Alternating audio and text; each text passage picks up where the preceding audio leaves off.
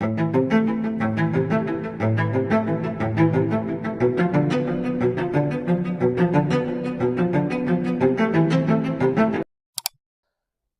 əziz abituriyentlər, mən Elşad Həsənov, kanalımıza xoş gəlmişsiniz.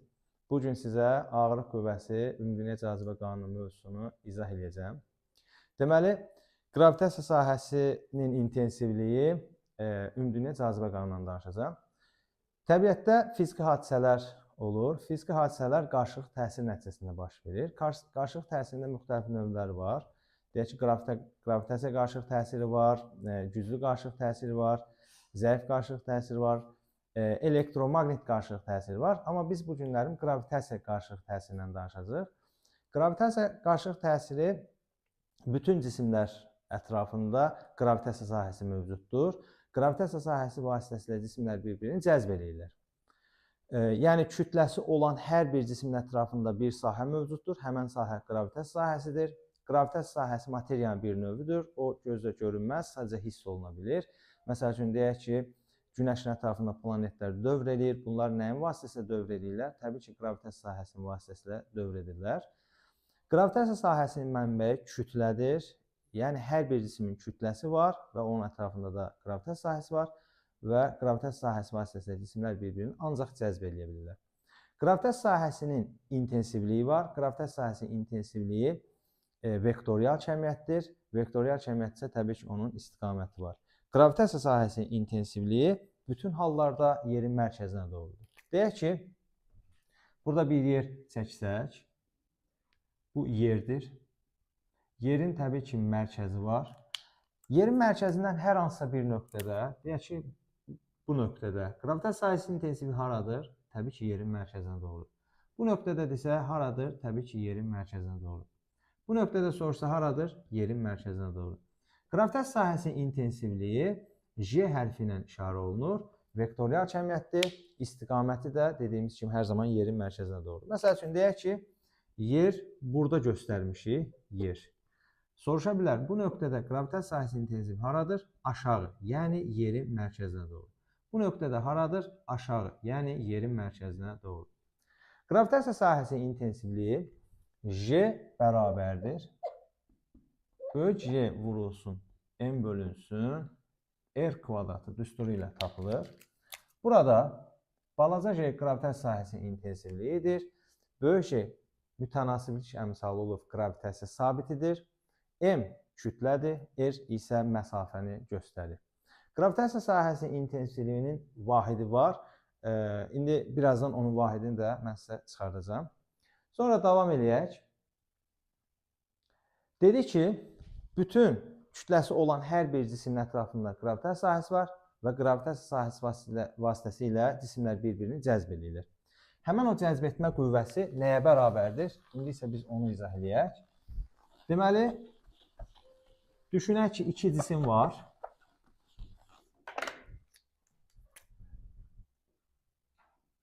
M1 kütləli cisim və M2 kütləli cisim var. Bunların biri böyük, biri balaca çəkmişəm. Bu cisimlərin ətrafında bir sahə mövcuddur. Həmən sahə qravitasiya sahəsidir. Qravitasiya sahəsi, cisimlər qravitasiya sahəsi vasitəsilə bir-birini cəzb edirlər. Cəzb etmə qüvvəsi modulca bərabər, istiqamətcə həmişə bir-birinin əksinə yönəlirlər. F1 və F2 qüvvəsi. Bunların mərkəzləri arasında bir məsafə vardır. Balaca R ilə işarə edirik. Deməli, kütləsi olan cisimlər bir-birini modulca bərabər, istiqamətcə əks qüvvələrlə bir-birini cəzb edir. O qüvvələr modulca bərabər, sadəcə istiqamətcə bir-birinin əksinədir və cəzbətmə qüvvəsi F bərabərdir J, M1 vurulsun, M2 bölünsün, R kvadratı düsturu ilə tapılır. Bu düstur ümumdünya cazibə qanunu adlanır. Soruşulur, ümumdünya cazibə qanunu düsturu nədir? Bax, bu düsturu deyəcəyik. Burada F cazibə qüvvəsidir, cisimlərin bir-birini çəkmə qüvvəsidir. J yenə də qravitasiya sabitidir. M1 və M2 cisimlərin kütləsidir. R isə cisimlərin mərkəzləri arasındakı məsafədir.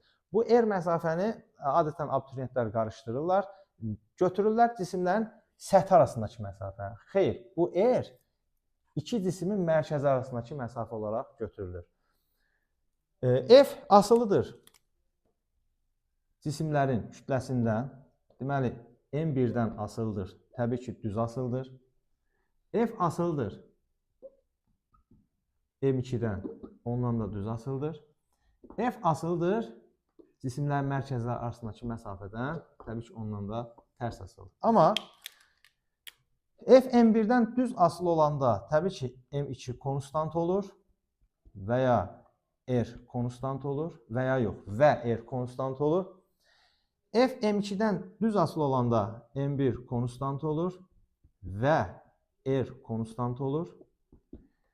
F R-dən cisimlər arasındakı məsafədən tərs asılı olanda M1 konstant götürməliyik və M2-ni konstant götürməliyik. Burada bizdən uşaqlar J-ni soruşacaqlar. J-nin həm qiyməti var, ədədi qiyməti var, həm də təbii ki, onun vahidi var. Ədədi qiymətini əzbərləmək lazım deyil, çünki heç vaxt sizdən onun ədədi qiymətini soruşmurlar. Məsələn, qoyulma şərtində hesablamalara görə özləri verirlər. 6 verirlər, bir də görürsünüz 6.6 verirlər və s. Onu özləri verəcək. Amma vahidi mütləq şəkildə bilmək lazımdır. Əgər vahidini əzbərləyə bilmiriksə, o zaman çıxarılışı mən sizə göstərirəm, necə çıxardacaq. Deməli, mən bu düsturdan böyük J-ni, qravitasiya sabitini tapsam, böyük J bərabərdir. F vurulsun R kvadratı bölünsün, M1 vurulsun M2 kvadratı. Və buradan görürük ki, J-nin vahidi nə olmuş olacaq? Təbii ki, F qüvvədir, vahidi Newtondur. R məsafədir, vahidi metrdir, olacaq metr kvadratı. M1 və M2 isə cisimlərin kütləsidir. Kütlənin də vahidi təbii ki, kiloqramdır. O zaman olacaq kiloqram kvadrat. Deməli, bu oldu qravitasiya sabitinin vahidi. Birdən bizdən soruşdular ki, beynəlxalq sistemdə əsas vahidlərlə ifadə edin. O zaman təbii ki, metr və kiloqram beynəlxalq sistemdə əsas vahid sayılır. Amma Newtonu isə açmaq lazımdır. Newtonun açılışı nədir? Kiloqram vur metr bölü saniyə kvadratıdır. Yazaraq sonunda nə alınırsa onu yaza bilərik. O da olacaq beynəlxalq sistemdə əsas vahidi. Ədədi qiymətdə altdan %67 vurulsun 10-11-dir. Yenə deyirəm, bunu əzbərləməyə ehtiyac yoxdur. Sonra davam edirik. İndi isə mən sizlərə uşaqlar ağırlıq qüvvəsindən danışacağım. Ağırlıq qüvvəsi nədir? Düsturu nədir? Vahidi nədir? Buranı silək. Ağırlıq qüvvəsi cismin yer və ya başqa bir planet tərəfindən cəzb olunduğu qüvvə ağırlıq qüvvəsi adlanır. Ağırlıq qüvvəsi əgər yerdədirsə yer tərəfindən cəzb olunur, başqa bir planetdədirsə təbii ki, başqa bir planet tərəfindən cəzb olunur. Biz bunu belə götürə bilərik. Deməli, mən yer götürürəm. Bu yerdir. Yerin təbii ki, mərkəzi var. Yerin səthində başqa bir cisim dayanır. Kütləsi M. Yerin kütləsini də böyük M-lə işarə edirik. Bunu silək, yerin mərkəzini bu şəkildə göstərəndə bəs eləyir. İndi, məsəl üçün, bu qələm buraxsam, təbii ki, yerə düşəcək. Çünki yer bu qələmi çəkir, amma eyni zamanda qələm də yeri özünə doğru çəkir. Qələm ilə yer arasında cazibə qüvvəsi var. Bu yaxına tərkib dedik ki, iki cisim arasında cazibə qüvvəsi var. Həmən o cazibə qüvvələri bu arada cismin kütlələri nə olur olsun eyni qüvvə ilə çəkir. Çünki tərifdə belə dedik. Cazibə qüvvəsi cisimlərin arasındakı cazibə qüvvəsi modulca bərabər, istiqamətcə əks yönəlir. O zaman bu cisimlə yer arasında cazibə qüvvəsi modulca bərabərdir, istiqamətcə əksdir. Deməli, bu cisimlə yer arasında, yerin mərkəzi arasında təbii ki, cazibə qüvvəsi var və həmən qüvvə, belə deyək, burada ağırlıq qüvvəsi olaraq götürəcəyik. Ağırlıq qüvvəsini biz tapmaq istəsək, ümumdünya cazibə qanunu tətbiq edəcəyik. Ümumdünya cazibə qanunu F bərabərdir J, M1, M2 böl R kvadratı idi. İndi burada M1, M2 yazmayacaq. Nə yazacaq? M vurulsun balaca M. Çünki cisimlərdən biri balaca M ilə işarə eləmişik. Biri isə yer olaraq götürmüşük. Bölünsün R kvadratı. R cisimlər arasındakı məsafə idi. Bu cisimlər arasındakı məsafə nəyə bərabərdir? Təbii ki, yerin radiusuna bərabərdir. Ona görə də yazırıq R kvadrat. Bundan əlavə, bayaqların biz bir düstur müəyyənləşdirmişdik. Ümumdünya cazibə qanunu düsturu. Baxın görün, burada bu ifadənin yerinə nə yaza bilərik? J vursun, M bölsün, R kvadratın yerinə nə yaza bilərik? Təbii ki, balaca J yaza bilərik. Yəni, ümumdünya cazibə qanunu. O zaman bizim ağırlıq qüvvəsinin düsturu nə olacaq? F bərabərdir, M vurulsun, C olmuş olacaq. Ağırlıq qüvvəsi digər qüvvələrdən fərqləndirmək üçün indeksinə AQ şəklində bəzən yazılır. Yəni digər qüvvələrdən fərqləndirmək üçün. Ağırlıq qüvvəsi də digər qüvvələr kimi vektorial cəmiyyətdir. Ağırlıq qüvvəsi hər zaman yerin mərkəzinə doğru yönəlir. Vahidi təbii ki, Newtondur. F bərabərdir mc. Ağırlıq qüvvəsi cismin kütləsindən düz mütənasib asılıdır. Cismin kütləsi ağırdırsa, daha doğrusu belə deyək, cismin kütləsi artdıqca ağırlıq qüvvəsi də təbii ki, neyinir? Artır. Biz həmən o qrafik burada çəkə bilərik. Deməli, ağırlıq qüvvəsi cismin kütləsindən düz mütənasib asılıdır. Biz burada J-ni tapsaq, bayaq J-nin qrafik vahidini mən sizə deməmişdim, indi burada deyəcəm. J bərabərdir F ağırlıq qüvvəsi bölünsün M yaza bilərik. Və buradan görsənir ki, J qravitasiya sabitinin vahidi, ağırlıq qüvvəsinin vahidi Newtondur, kütlənin vahidi kiloqram. Newton bölünsün kiloqram şəklində göstərə bilərik. Burada biz Newtonu açsaq, beynəlxalq sistemdə vahidlərlə açsaq, Newtonu yenə kiloqram metr bölü saniyə kvadrat yazarıq. Kiloqramlar gedər, yerdə qalar metr bölü saniyə kvadratı yaza bilərik. Deməli, qravitasiya sabitinin vahidi həm Newton bölü kiloqram kimi götürə bilərik, həm də nə götürə bilərik? Metr bölü saniyə kvadrat kimi götürə bilərik. Sonra davam edəcəm. İndi ağırlıq qüvvəsi cismin kütləsindən asılıdır dedik. Necə asılıdır? Təbii ki, düz mütənasib asılıdır. Mən buradan, uşaqlar, J-ni tapdım. Bəs J nədən asılıdır? Uşaqlar, soruşa bilər bizdən. J, qravitasiya sahəsinin intensivliyi ağırlıq qüvvəsindən necə asılıdır? Və qravitasiya sahəsinin intensivliyi J, deməli, cismin kütləsindən necə asılıdır? Təbii ki, biz deyəcəyik ki, gravitasiya sahəsinin intensivliyi hər hansısa bir planetin daxilində, içində, məsələn, yerdə və yaxud da ayda, Marsda, yerin hər yerində qravitasiya sahəsinin intensivliyi sabitdir. Cismin kütləsi artanda qravitasiya sahəsinin intensivliyi arta bilməz və yaxud da azala bilməz. Ağırlıq qüvvəsi artanda, azalanda azala bilməz ya arta bilməz.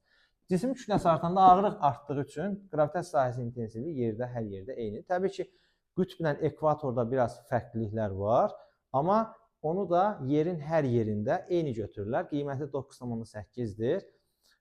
Təbii ki, misal həllində rahat olsun deyə götürürlər 10 qiymət olaraq.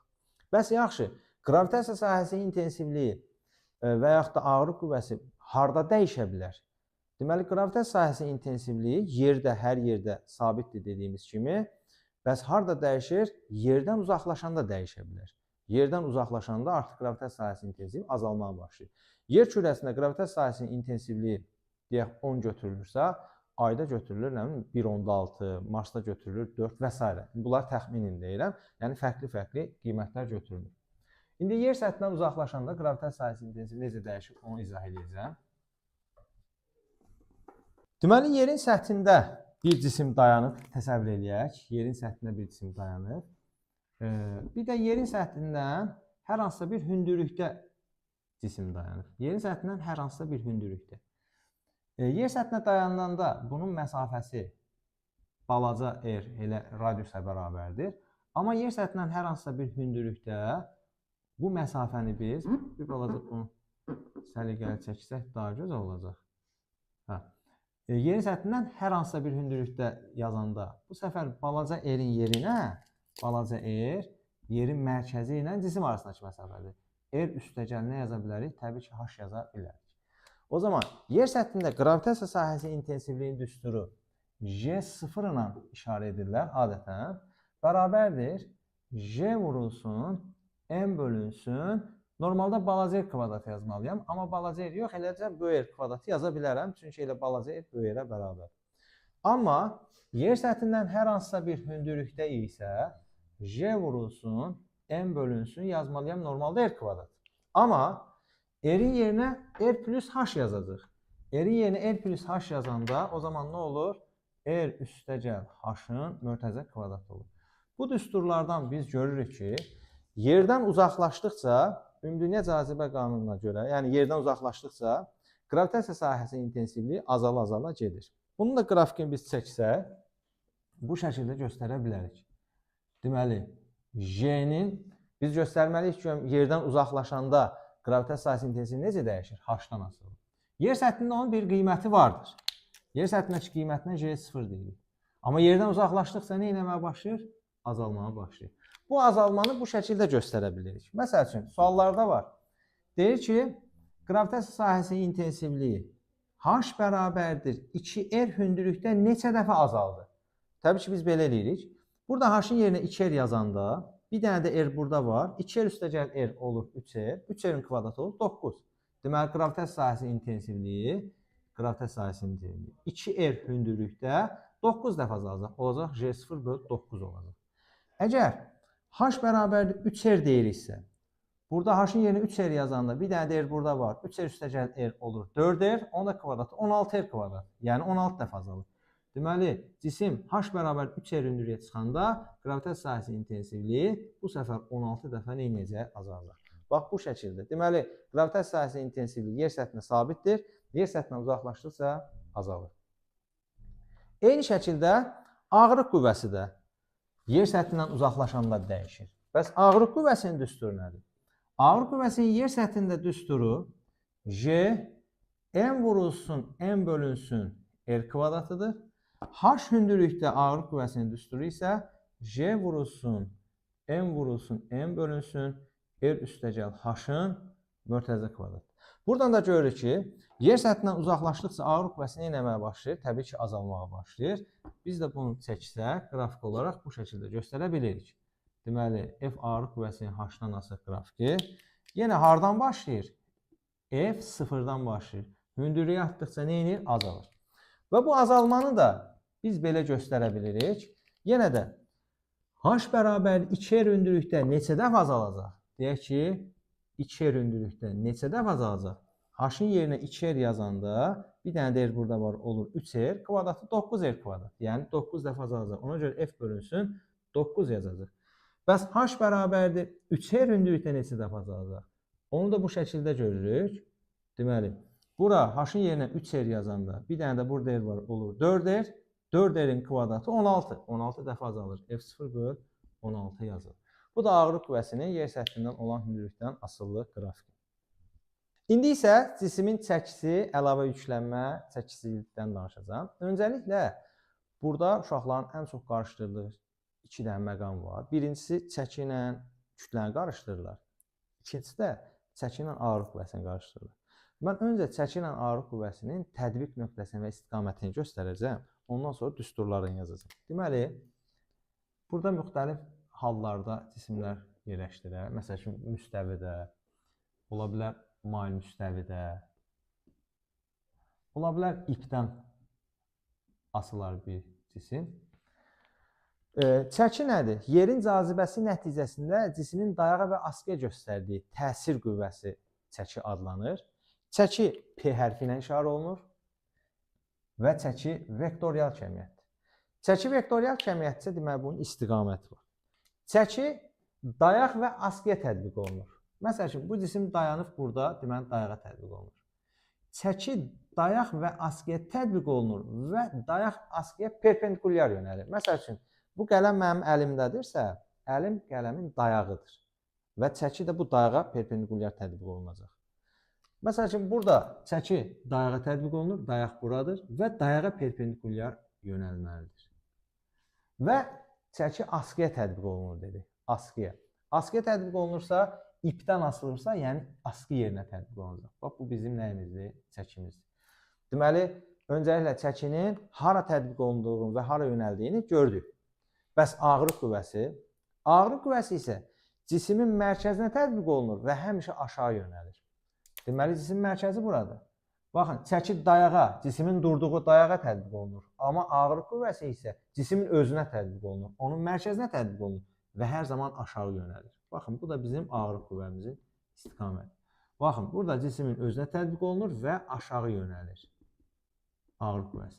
Burada cismin özünə tətbiq olunur və aşağı yönəlir.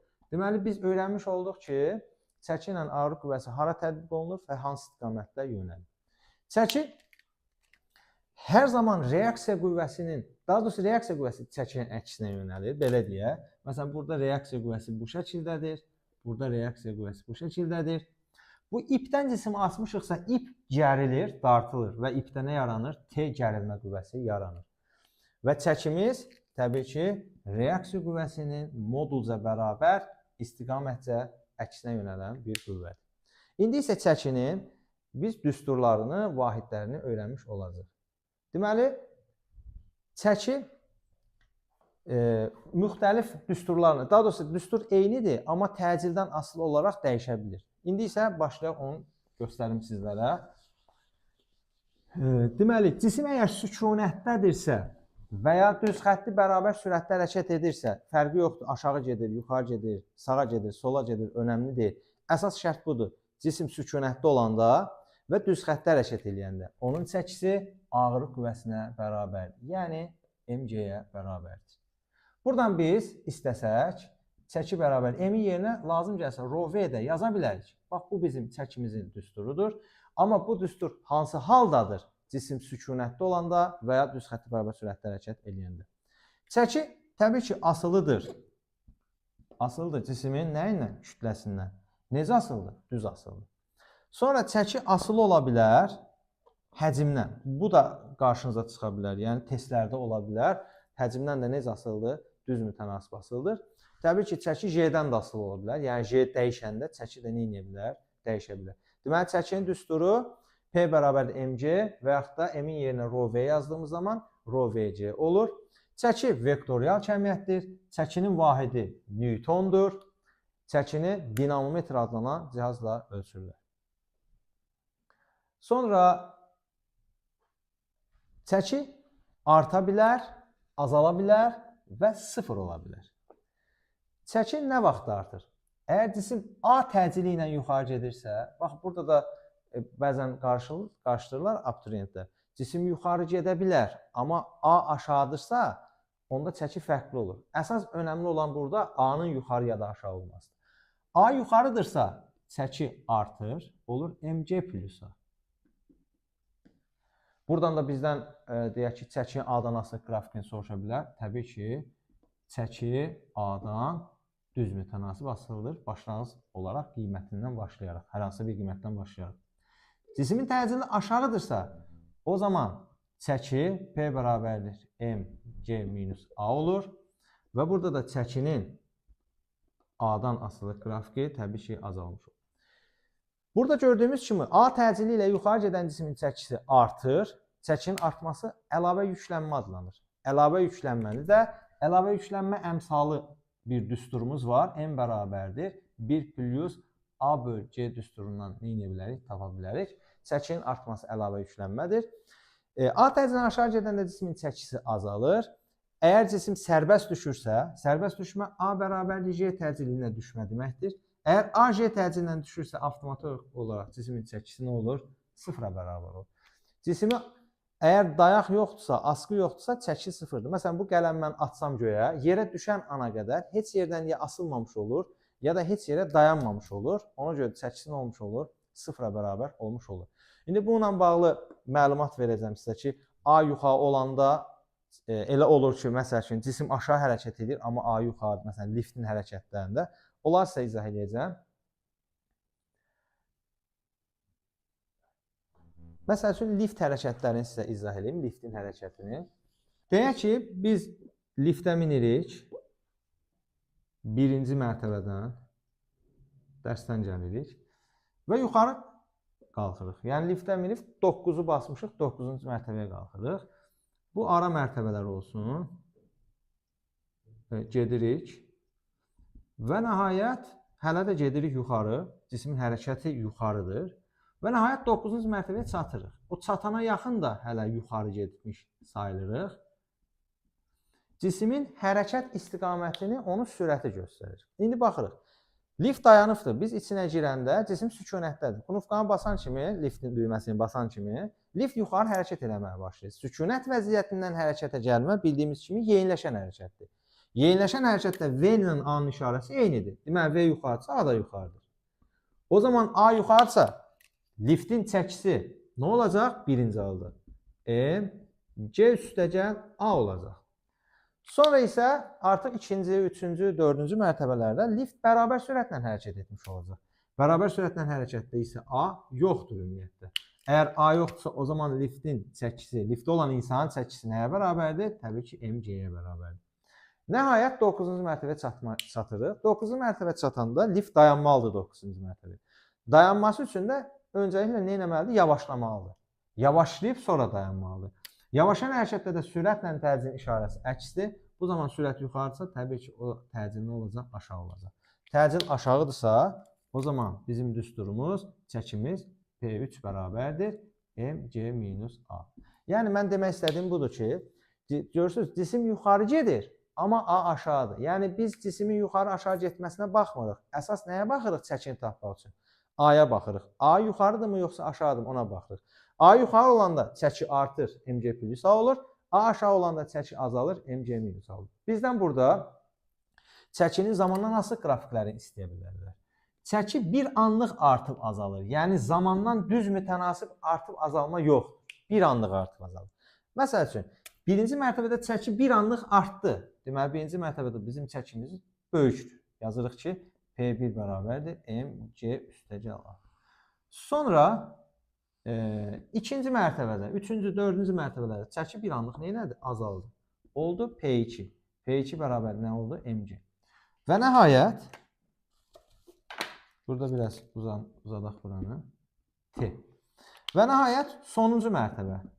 Sonuncu mərtəbədə çəki neynədir? Biraz da azaldı. Deməli, T1 anı, T2 anı, T3 anı göstərsək, çəki birinci halda daha çox idi, sonra azaldı və ən nəhayət sonra biraz da azaldı. Bu bizim çəkimizin zamandan asılı qrafikini göstərir. Bir də var qabarıq körpü və çökük körpüdə çəkinin tapılması. Onları da izah edeyim. Bir var qabarıq körpü. Yəni, məsələn, avtomobillə gedəndə qabağımıza belə dik yerlər çıxır. Nə deyirlər ona? Tramplin deyirlər da. Oradan avtomobil keçəndə bir anda çəki azalmaya başlayır. Bir də var ki, körpü belə çökük olsun. Çökək bir yerdən hərəkət edirik. Çökək bir yerdən hərəkət edəndə də çəki bir anlıq nə edir? Artır. Burada bizim artıq çəkimiz tamamilə fərqli olur. İndi baxırıq. Qabarıq bir yerdən avtomobil hərəkət edəndə, hər hansısa bir V sürətlə hərəkət edəndə, bunun təcili var. Biz bunu xəyalən çevrə üzrə hərəkət kimi düşünsək, təcil çevrə üzrə hərəkətdə haradır? Çevrənin mərkəzdən. Burada çevrənin mərkəzi aşağıdadır. Deməli, bizim təcilimiz burada nədir? Aşağı yönəlir. Və çevre hərəkətdə təcilində düstur təbii ki, V kvadrat bölü R-dir. O zaman A-nın aşağı olduğunu biliriksə, qabarıq körpüdə ən yuxarı nöqtədə bizim çəkimizin düsturu nə olacaq? M, G çıxısın A olacaq. Və yaxud da lazım gəlsə biz burada M, G çıxısın A-nın yerinə V kvadrat bölü R yaza bilərik. Bəs çökük körpünün üzərində cisim hərəkət edib, buradan keçəndə, ən aşağı nöqtədən keçəndə təcilimiz ar olacaq. Burada da biz bunu çevrəyə tamamlayırıq və bu nöqtədə bizim təcilimiz təbii ki, çevrənin mərkəzinə doğru. Və çevrənin mərkəzi burada hara doğru yönəlib? Təbii ki, yuxarı doğru yönəlib. O zaman çəkimizin düsturu P bərabərdir M, C üstəgəl A olacaq. Və ya P bərabərdir M, C üstəgəl V kvadrat bölü R yaza bilərik. Bu da qabarıq və çökük körpüdə təcilin, daha doğrusu çəkinin düsturları. Bugünkü dərsimiz bu qədər. Dərs çox uzun olmasın deyə hər bir mövzunu çalışıram 2 hissəyə bölüm. Növbəti dərsdə bu mövzunun ardını çəkəcəm. Sizə uğurlar arzulayıram. Sağ olun.